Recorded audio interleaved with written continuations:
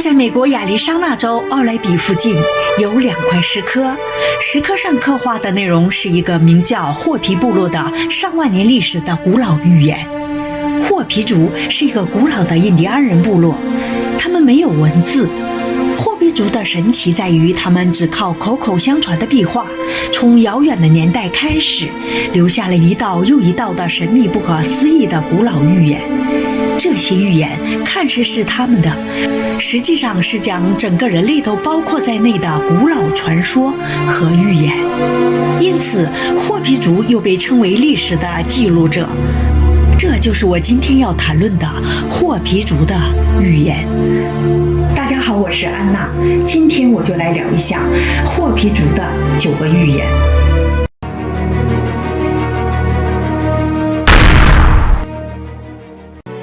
印第安霍皮人原本是借助刻画的岩石上的图画，由世世代代口口相传的，在上世纪50年代才第一次以英语的形式公布给世界。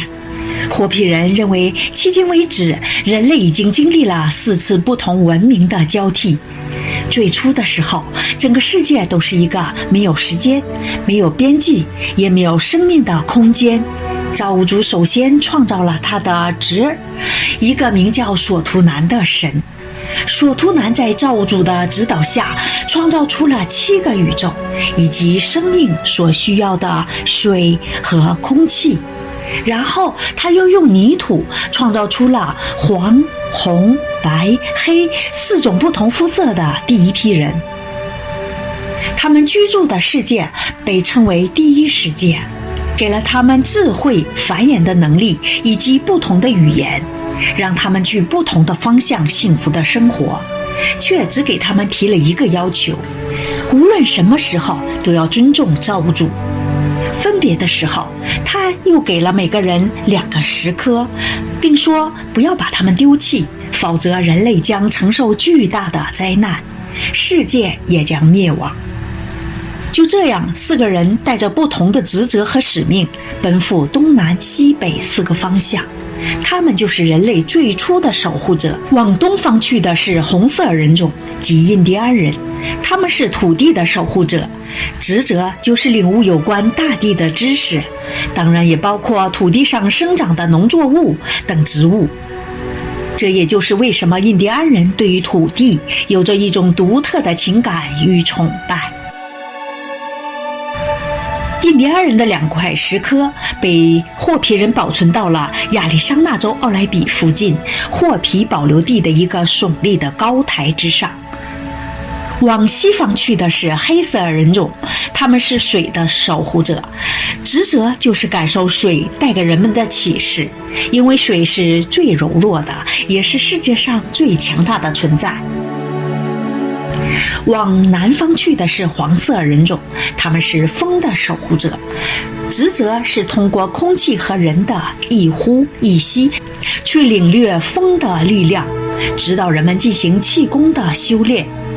白色人种则是往北方去的人，他们是火的守护人，职责是领悟火的力量，并借助火的力量让人变得更加强大。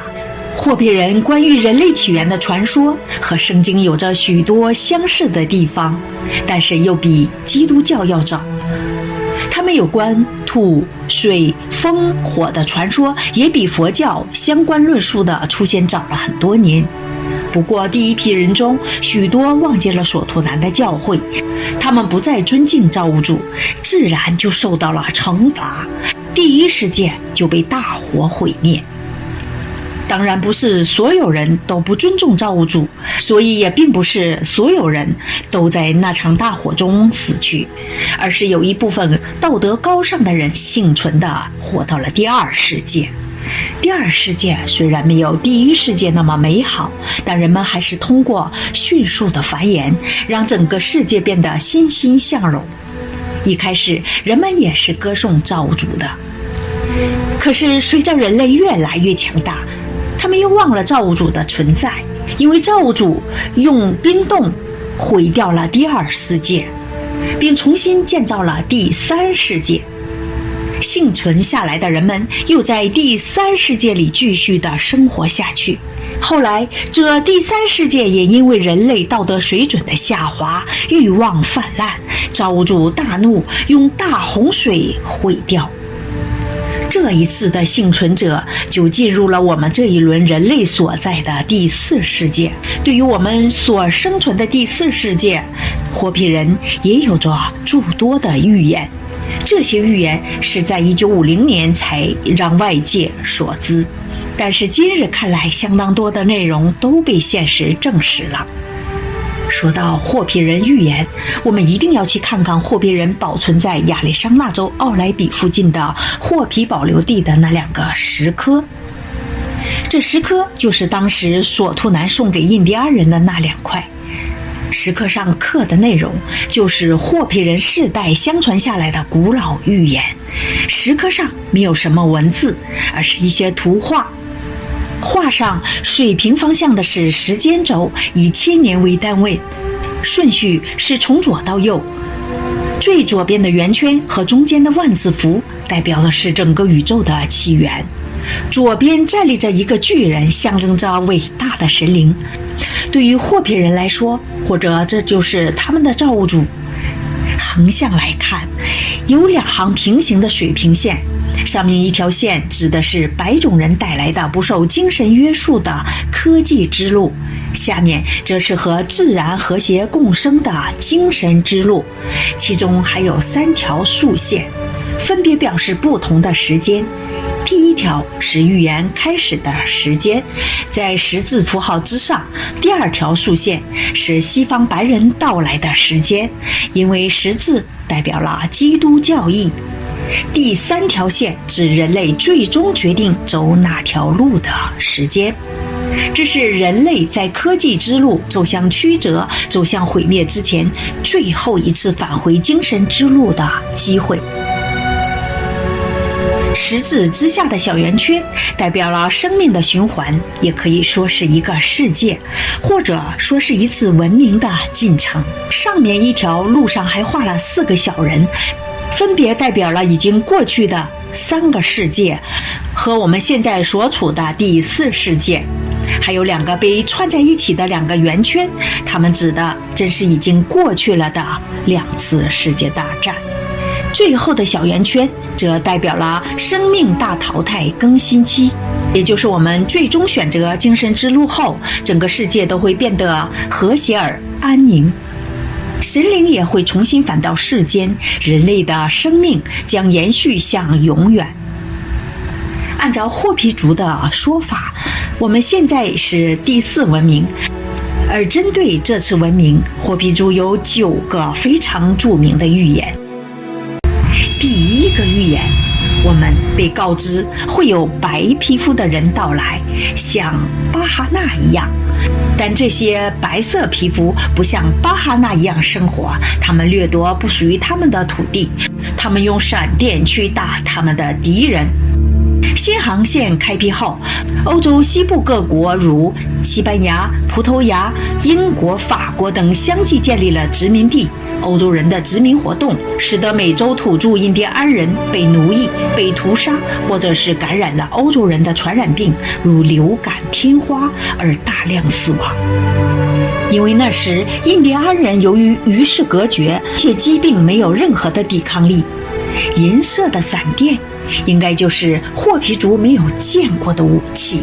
第2个预言，我们的土地会看到嘎嘎作响的旋转的轮子，这个就是比较明显了，那是白人殖民者带来的马车，用来装运货物或者载人。第3个预言是一种新奇的野兽，长得像野牛，但有大长角，会大群的在地上跑。这应该是白人带来的新物种德州长角牛。德州长角牛是一个长角牛的品种，它们是冒险家哥伦布和西班牙殖民者带到美洲的第一头牛的后代。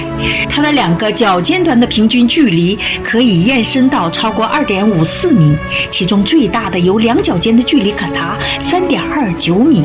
这些牛具有很强的抗旱能力。德州长角牛以其颜色多样而闻名，但深红色和白色是混色颜色的主要色。由于它们天生的性格温顺和智慧，德克萨斯长角牛越来越多地被训练转向骑行，包括在游行中使用。第4个预言，土地会被铁坨纵横交错贯穿。按照描述，对应现实应该是铁路轨道。第5个预言是土地会被一张大蜘蛛网纵横交错贯穿，这很有可能是地下隧道、地铁或者地下光缆吧。第6个预言，土地会被石头砌成的河流纵横交错贯穿，这河在太阳下会变出图画。这石头砌成不难猜出，指的就是混凝土。河流按照上面的解释来看，应该是混凝土建造的高速公路，而太阳下会变出图画，可能是指混凝土遭到暴晒出来的裂纹和颜色的变化。第7个预言，大海变黑，许多生物由此死亡。大海变黑可能是因为石油泄漏引起的，就像2010年发生的墨西哥湾漏油事件。因为英国石油公司在墨西哥湾的深水地平线钻井平台爆炸，导致石油泄漏，超过49万桶石油流入墨西哥湾，直接覆盖了近1万平方米的海洋。放眼望去，大海黑黢黢的，就像是打翻了的砚台。大海变黑了，数不清的生物灭绝了。第8个预言就是很多长头发的年轻人会回到部落当中，开始学习和生活。很多人分析，这很可能就是美国60年代那个嬉皮文化盛行的时候。那个时候，就是很多年轻人为了追求自由和解放，就留了很长的头发。以上这8个预言都已经实现，那么第9个预言就是唯一一个没有实现的。第9个预言，天上的房子落向地面，空中出现一颗蓝色的星球，世界终结。而且特别强调说，这次世界毁灭了，并不是所有人类，只是会有一部分人留下。现在天上的房子，我估计就是卫星，还有宇宙空间站。但是这些掉在地面上也不足以毁灭世界呀，所以有些人猜测，可能就是小行星要撞击地球吧，造成地球上的生命大部分的灭绝。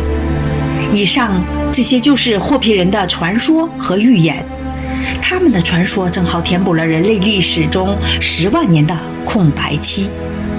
预言也和现代的一些事实重合，难道霍皮族人的传说都是真的？你相信我们现在的一切都是由一个看不见的手来操纵的吗？